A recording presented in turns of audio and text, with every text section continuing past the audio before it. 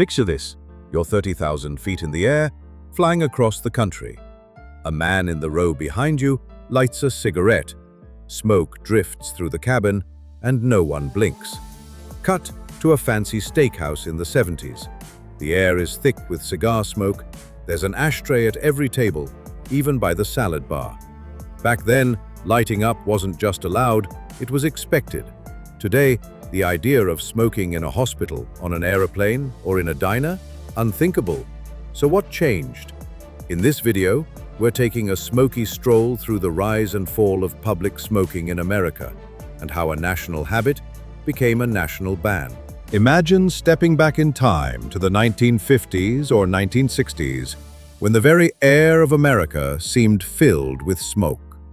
You walk into a movie theater, and on the silver screen your favorite star lights up, making it look glamorous. Flip open a magazine, and there's your doctor, white coat, stethoscope, smiling as he recommends his preferred cigarette brand. And you believed him, because everyone did. After all, the slogan was everywhere: more doctors smoke Camels than any other cigarette. Cigarette vending machines stood like candy dispensers in hotel lobbies, office hallways, even right outside elementary schools where children played. Ashtrays weren't just common, they were fixtures of daily life, in cars without seatbelts, in classrooms, in hospital waiting rooms, and on every restaurant table. Back then, if you didn't smoke, you were the odd one out. A cigarette after dinner, during a business meeting, or while dancing at a nightclub wasn't a vice. It was expected. It was cool. It was social. It was American. For decades, almost no one questioned it. It was part of the rhythm of life, woven into moments of joy, stress, and everything in between. But perhaps nowhere did this smoky culture reveal itself more vividly and more strangely than in the skies above, 30,000 feet in the air. If you flew in the 60s, the 70s, even well into the early 90s, you remember it. The moment you stepped onto the plane before the engines even roared to life, you were greeted not by the scent of jet fuel but by a hazy curtain of cigarette smoke. Planes had smoking sections in the back and non-smoking up front. But let's be honest, smoke didn't care about seat numbers. It drifted over the rows, curled above your head, seeped into the upholstery, and clung to your clothes long after you landed. Every passenger walked off smelling the same, like an ashtray in the sky. Every seat had its own little ashtray built into the armrest, as ordinary as a seatbelt buckle. Flight attendants moved down the aisle, emptying them mid-flight, tossing away heaps of smoldering butts like it was just another routine. And if you look closely at some older planes still flying today, you'll notice those ashtray slots are still there. Not because anyone's lighting up anymore, but because FAA rules require them, just in case someone tries to break the law. Back then, the glowing "no smoking" sign sat right next to the seatbelt light. It didn't stay on for the whole flight. It could flip off mid-air, more suggestion than rule. Parents smoked with children on their laps. Businessmen lit up before takeoff. Couples shared a cigarette after dinner trays were cleared. For most travelers, that was simply normal. It wasn't strange, it wasn't rebellious, it was just part of flying. But looking back now, that cloud wasn't only tobacco smoke. It was the cloud of a culture, a habit woven so tightly into American life, it seemed untouchable. And yet, just like the haze that once filled the cabins, it was about to lift, forever. For decades, smoking went unquestioned. It wasn't just a habit, it was woven into the fabric of American life. Movie stars made it glamorous. Ad men made it desirable. At family gatherings, at business meetings, even in hospital waiting rooms, a cigarette seemed as natural as a handshake or a cup of coffee. Some even believed it was good for you. But then came 1964. That year, the US Surgeon General released a report that would change everything. For the first time, the federal government declared what had been whispered in medical circles for years: smoking causes lung cancer and heart disease. The headlines called it a bombshell, and for millions of Americans, it was the first crack in a perfect illusion. 2 years later, every cigarette pack carried a new message stamped in bold type: cigarette smoking may be hazardous to your health. A small label, but a seismic shift. It was the moment when the nation's most trusted authority on health finally spoke against one of its most accepted traditions. The tobacco industry struck back with everything it had: slick ad campaigns filled with charm and denial, Marlboro men riding tall in the saddle, doctors still smiling from glossy spreads, lobbyists pressing lawmakers in smoke-filled rooms. Behind the scenes, billions in profits were at stake, and the industry wasn't about to surrender without a fight. But numbers don't lie. Hospitals saw the patterns. Doctors saw the damage. Families watched loved ones waste away from diseases no one had connected before.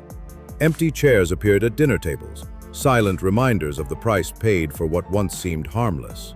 And then came the most chilling revelation of all. It wasn't just smokers who were at risk. The haze that filled living rooms, offices, restaurants, and airplane cabins was harming everyone who breathed it in. Wives, children, co-workers, strangers, all unwilling passengers in a deadly experiment.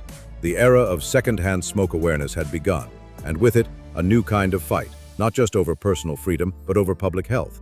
A battle that would spread from hospital wards to the halls of Congress and eventually into the skies themselves. As the evidence piled up, a question began to echo across America, a question that cut to the heart of daily life. If your cigarette is harming someone else, should it still be allowed? For many smokers, the answer was clear. Smoking wasn't just a habit. It was their right, their freedom, their choice.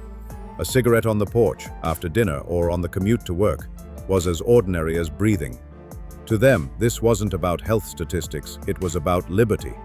But for non-smokers, for parents holding children in restaurants, for doctors watching patients waste away, for people with asthma struggling to breathe, it was about safety.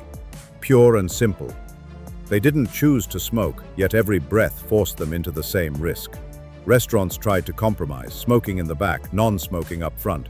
Office towers installed expensive ventilation systems, promising clean air that never truly came. Even schools began quietly asking teachers not to light up in the faculty lounge. But smoke doesn't respect walls or signs. It drifted across dining rooms, seeped under office doors, clung to clothes and hair, and lingered in the air long after the cigarette was out. The truth was simple. Compromise didn't work. Debates ignited everywhere, in town halls, on talk shows, in courtrooms packed with angry citizens. Smokers shouted, "Don't tell me what I can do with my body." Non-smokers shot back, "I didn't choose to breathe your smoke." It became a battle line drawn across the country, personal liberty versus public health. A clash as American as it was emotional. Families argued at dinner tables, co-workers whispered resentments across cubicles, strangers fought in city council meetings. But just like seatbelts a generation earlier, the tide was turning. Not all at once, but piece by piece, one ordinance, one workplace ban, one city law at a time. And with each new rule, the air grew clearer. Not just in restaurants and offices, but in the nation's sense of what freedom really meant, and where one person's rights end and another's begin. By the late 1980s, America had reached a tipping point. The science was undeniable, the public debate was exhausted. Change was in the air, quite literally. In 1988, the US drew its first hard line. Smoking was banned on all domestic flights under 2 hours. Smokers fumed. Some tried to resist, sneaking into airplane lavatories for a forbidden puff, but the rules stuck. Within a few short years, the ban spread to every flight, everywhere. For the first time in modern America, the skies were truly smoke-free. And that was only the first domino. City by city, state by state, new ordinances appeared. No smoking in restaurants, no smoking in bars, no smoking in schools, hospitals, or government buildings. California and New York led the charge, and soon the rest of the country followed. The image of smoking began to change before everyone's eyes. What had once been glamorous now carried the sting of disapproval. Lighting up in a restaurant no longer made you look sophisticated. It made you look selfish. Cigarette ads vanished from television and billboards. Tobacco giants that once seemed untouchable now stood in courtrooms, facing lawsuits from states and families demanding accountability. Health warnings on packs grew larger, bolder, harder to ignore. Taxes rose higher, turning each pack into a reminder of both cost and consequence. Bit by bit, the cultural tide shifted. A cigarette was no longer just something you lit, it was a statement. And increasingly, it was a statement no one wanted to hear. For smokers, it felt like the world had turned against them.